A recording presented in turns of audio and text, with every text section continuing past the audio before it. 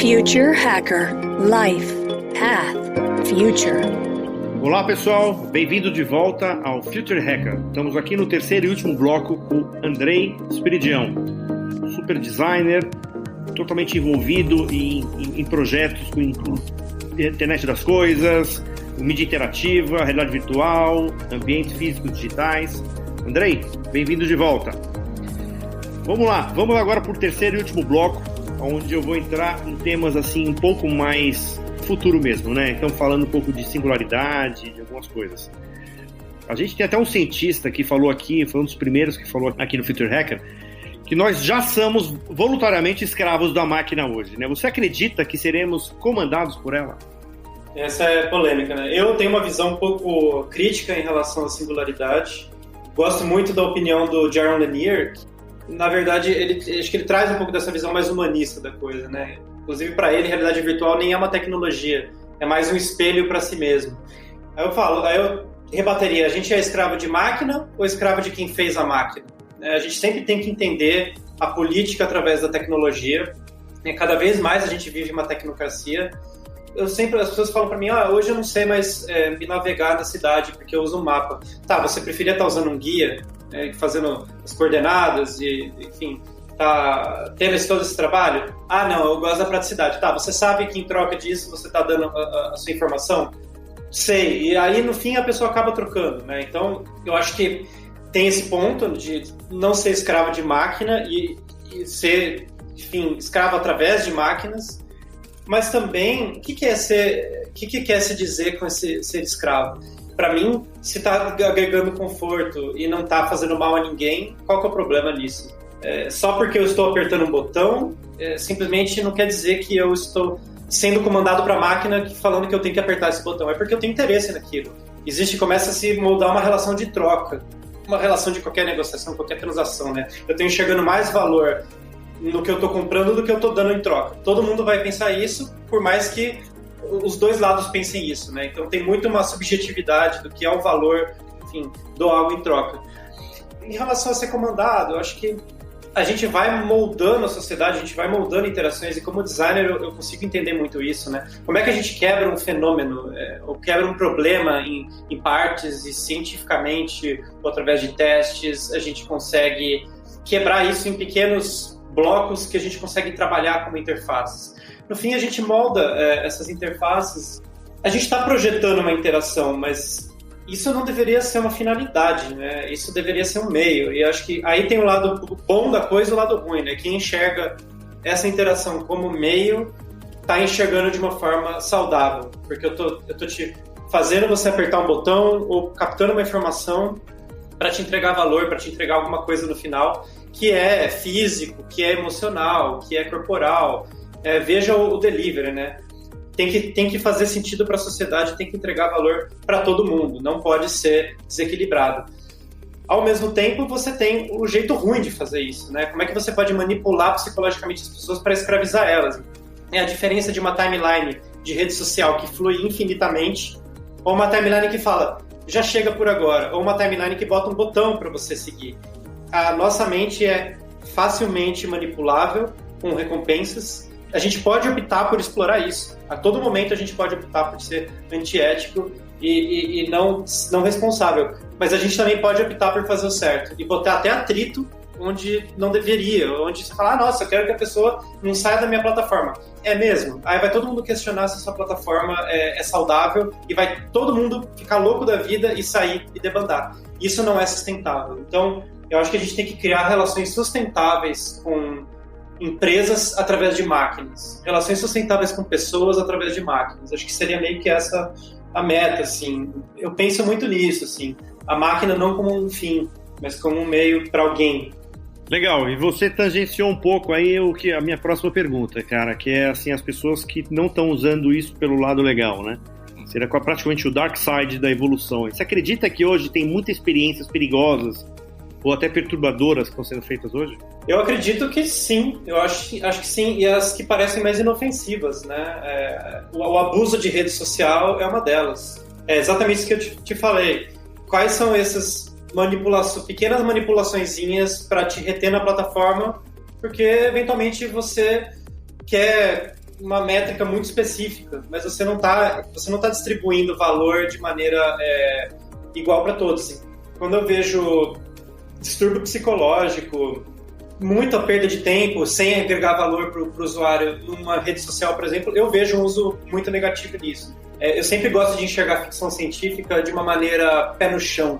A gente sempre tende a estereotipar Jetsons, tal, como é que vai ser no futuro, carro voador. Gente, o ano 2000 já passou há 20 anos e falava-se em carro voador. A revolução e o impacto veio de outra maneira.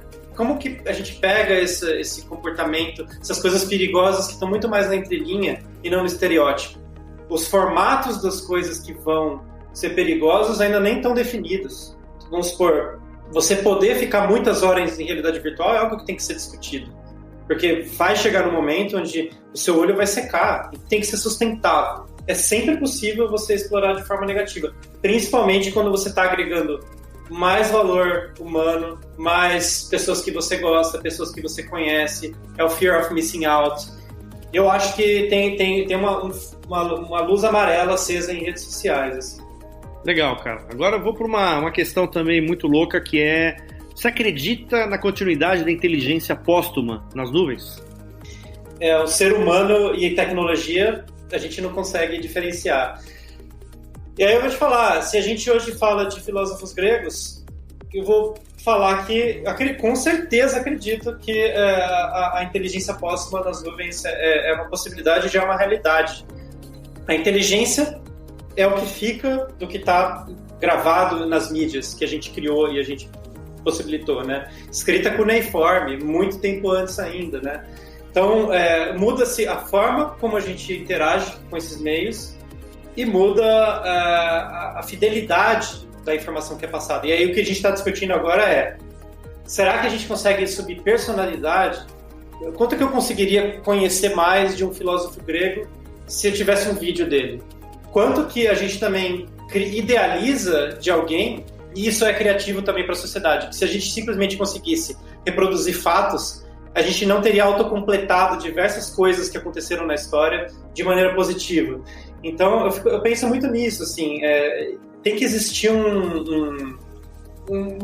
enxergar isso de uma certa forma de um eixo, não algo que surgiu agora. Agora, essa inteligência póstuma, eu pensar como eu penso, se você pensa em treinar uma rede neural, alguma coisa do tipo, para uma resposta específica baseada em cenários que já aconteceram, eu acho relativamente algo bem próximo e já acontecendo. Usa-se rede neural para uma série de coisas, inclusive para treinar o que é um objeto visualmente na imagem. Isso, obviamente, é uma coisa um pouco mais subjetiva, né? Não muito mais objetiva. A questão é como é que a gente consegue trazer subjetividade. E esse é o problema. Será que os computadores binários estão preparados para lidar com subjetividade? E aí é o campo da computação que tem que se abrir, né? Enfim, computador quântico surgindo, nem é muito uma área que eu domino, enfim. Até falando em transdisciplinaridade, né? A gente pensa 0-1 até mesmo na forma como a gente separa os fenômenos. Tem um texto muito legal do Manifesto da Transdisciplinaridade, que é um texto bem antigo, da década de 1970, do romeno Basarab Nicolescu, que ele fala sobre... Ele faz um paralelo, né, entre lógica da física quântica com o pensamento quântico também. Acho bem interessante. Talvez a gente vai ter que mudar o nosso pensamento. A gente acabou de aprender a ser binário. Inclusive, isso está se manifestando muito politicamente. Quando é que a gente vai aprender a ser quântico? Muito bom. Você prefere que uns projetos que você hoje está envolvido, ele tente o mais avançado, chegar no nível mais avançado possível, ou você prefere que ele esteja em maior número de pessoas? Assim, se eu pudesse colocar essas duas opções para você, ou de tentar enxergar o mais novo e o mais de vanguarda que possa acontecer, ou efetivamente implementar isso no maior número de pessoas, qual que você escolheria? O meu interesse, né, o motivador é meio explorar os limites, entendendo que não pode parar por aí. Deve existir um trabalho de massificação para qualquer coisa, principalmente tecnológica, até mesmo para essa tecnologia não ficar restrita a só uma parcela da sociedade. Porque todo esse desbalanço de coisa, de acesso, é o que gera sociedade mais desigual, mais dispar. Inclusive, o papel de cada um é se entender na sociedade como é que pode ajudar melhor. Então, eu tento explorar mais essas fronteiras, porque isso é uma coisa que me motiva.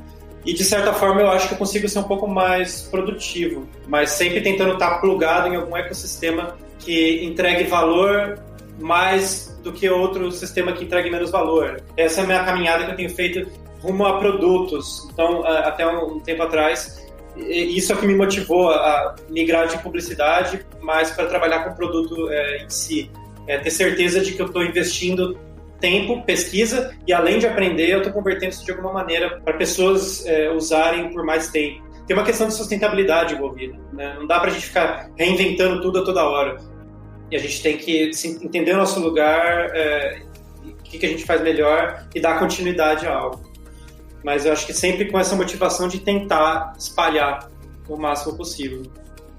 Andrei, me conta assim 2 projetos bem legais que ficaram ou como legado ou que você fala assim, não, são 2 projetos na minha carreira que eu sinto orgulho e que efetivamente vai estar cravado aí na sua biografia. Acho que o primeiro projeto assim que fez uma grande diferença para mim, uma autorreflexão que me fez pensar de uma maneira diferente tudo, é o meu projeto de graduação da faculdade, que é o Bueiros Conectados. E foi uma reflexão a respeito de design e tecnologia, estudando a internet das coisas, pensando como seriam os produtos conectados, até estudando, enfim, informação, né? Porque fui aprender, por exemplo, que existia telégrafo visual, onde você transmite pouquíssima informação, mas na velocidade da luz. Eu estou enxergando algo à distância. Então, assim, foi muito interessante explorar isso e trazer toda essa reflexão de tecnologia, não só como uma tecnologia digital e estereotipada, que é a nossa tecnologia contemporânea, para algo que tem uma proposta de utilidade, que é bueiro. Enfim, a ideia era colocar sensores, diversos sensores em tampas de bueiros para poder detectar se esse bueiro está entupido. Enfim, foi um projeto bem conceitual que, interessantemente, acabou dando uma certa repercussão, foi bem legal na época, deu prêmio também, prêmio de design como estudante, né, como destaque no Ideia Brasil, e algumas entrevistas para lá e para cá. Cheguei aí como finalista para o Desafio Cisco, que propunha ideias para o Porto Maravilha, e foi curioso, assim, porque uma das empresas que eu pesquisei que estava fazendo uma solução de cestos de bueiro para facilitar a limpeza foi a minha concorrente na final desse Desafio Cisco. Enfim, eles eram uma empresa já formada e orientada para isso, e eu era um estudante de design recém-formado. Já trabalhava há muito tempo, já faz 12 anos aí que eu tô trabalhando, mas eu tinha muito mais estrutura. Mas para mim foi importante até para refletir qual que é o meu papel na sociedade. Eu sou um designer, não senti que eu deveria levar uma empresa, uma empreitada dessa frente. E também me desprendi da ideia e falei, cara, quem tiver mais preparado nesse business vai tocar isso melhor. E a ideia ficou solta, né? Nem fechei, nem patenteei, nem nada.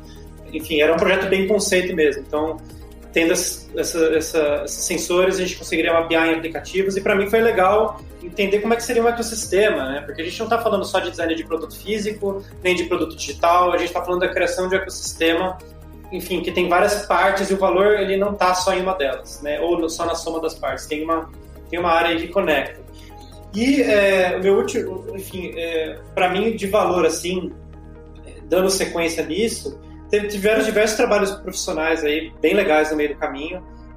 Também passei por uma consultoria de design, né, Questonó, enfim, trabalhei antes da Questonó numa agência, principalmente na Cubo, né, /Flag, depois fui para Questonó e depois eu vim para a Árvore.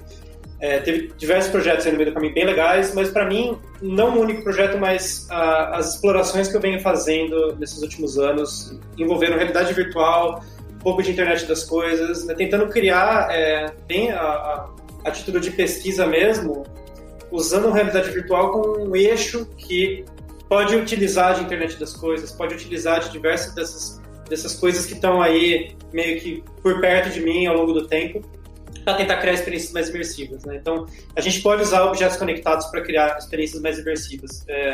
Posso ter atuadores, né, me estimulando sensorialmente através de uma rede de produtos conectados. Então, assim, foram uma série de explorações bem interessantes nesse sentido, e acho que geram como output também essas reflexões. Eu tendi a enxergar a realidade virtual do lado de internet das coisas. Hoje eu consigo entender internet das coisas como algo que que fornece algo potencial para a realidade virtual. Então esse encaixe das coisas para mim é uma coisa bem legal, assim. E hoje a gente, enfim, está explorando aí ferramenta também, né, para criar mundos. Existe uma série de coisas ali também internas da Árvore que a gente tem trabalhado para melhorar a criação desses mundos, né? Enfim, não só as experiências em si, pensando nas pessoas da empresa como usuários dessas ferramentas. Legal, cara, perfeito. Para a última pergunta aqui, Andrei, papo ótimo aqui. Eu queria assim, qual conselho que você dá, cara, para entusiastas ou pessoas que queiram percorrer esse mundo aí que você orbita aí, mundo de realidade virtual, realidade mista? Qual o conselho que você dá para esse jovem aí que está querendo entrar nesse mercado? De forma geral, se for para falar em uma palavra, experiencie. Existe muita conversa, muita hipótese, tem muita coisa que você só entende experimentando. Seja usando um óculos de realidade virtual, enfim, pegando um hardware, tá bom, mas como é que se faz objeto conectado? Hoje a internet possibilita de tudo, né? Tem muita coisa ruim, mas tem muito mais coisa boa. A palavra-chave, né? Que é a palavra da busca, que é a palavra mágica que vai te levar a um bom conteúdo. O que não falta é site com estímulo de projeto faça você mesmo. Eu tenho uma abordagem super faça você mesmo, né? Que ficou bem talhado como maker. Então, o maker, para ele make qualquer coisa, ele tem que primeiro experience it, entendeu? Então, isso vem muito do sentido de nem tudo é escrevível, nem tudo é desenhável, nem tudo é planificável. Tem muita coisa que é subjetiva e que a gente ainda não consegue escrever ou passar, nem explicar para alguém. Então, quando você sente dentro de um ambiente em realidade virtual e você tem saudade de um lugar que você já visitou, assim como você tem saudade de um lugar físico que você já visitou, é algo que não dá para teorizar. Então, se tem uma coisa que eu falo é experiencie, busque alguma maneira, né? Não necessariamente, enfim, tem diversas maneiras para fazer isso. Experimente, entre em contato, conversar com as pessoas, tem campos de discussão, se possível, visite um makerspace, troque com as pessoas, fique lá um tempo, participe de algum projeto, por mais que não seja a sua especialidade, você tem alguma coisa a contribuir, colaborar com pessoas que estão fazendo isso. Eu acho bem legal, assim.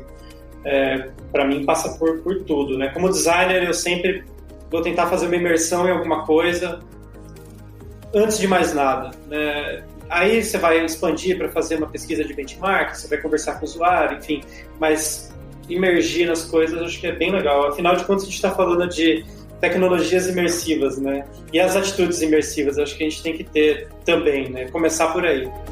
Perfeito. Bem, pessoal, chegamos aqui ao final dessa entrevista super legal com o Andrei Spiridião, quer dizer, um super especialista em realidade imersiva, né? Vocês viram aí, quer dizer, por que eu falei no início que ele era efetivamente um future hacker.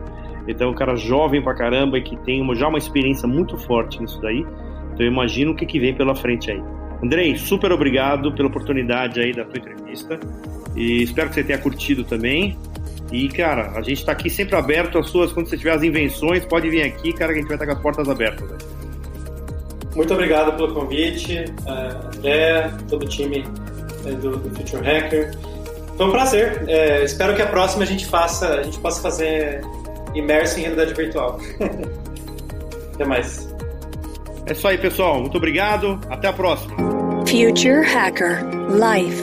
Path. Future.